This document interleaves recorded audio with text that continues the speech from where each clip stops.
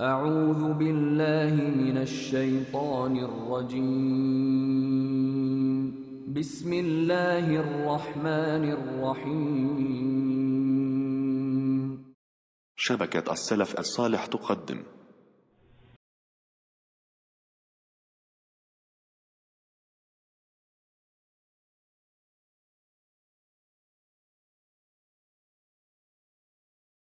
هذا كلام طيب. اتركوا العقيدة والعبادة وتحدثوا عن الإسلام فقط. النبي صلى الله عليه وسلم جلس في مكة 13 سنة يدعو الناس إلى عبادة الله، ولم يتحدث عن سياسة ولا عن دولة ولا عن صناعات أجنبية وغير أجنبية.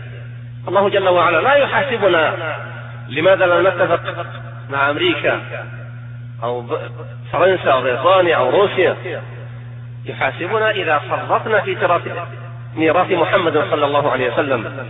هؤلاء الذين يقولون هذا الكلام همهم في الحقيقة السلطة والوصول إليها. ينبغي للإنسان أن يقرأ دعوة الرسل كلها أن يعبد الله، وقد تكرر دعوة الرسل في سور كثيرة من القرآن الكريم.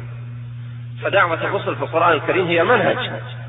الله ما أرسل محمدا لينظم دواوين الكتاب وسجلاتهم والسياسات العالميي، أرسله بشيرا ونذيرا، مبشرا للذين يخلصون لله العبادة بالجنة، ومنذرا من يعبدون مع الله غيره أو لا يعبدون الله بالنار.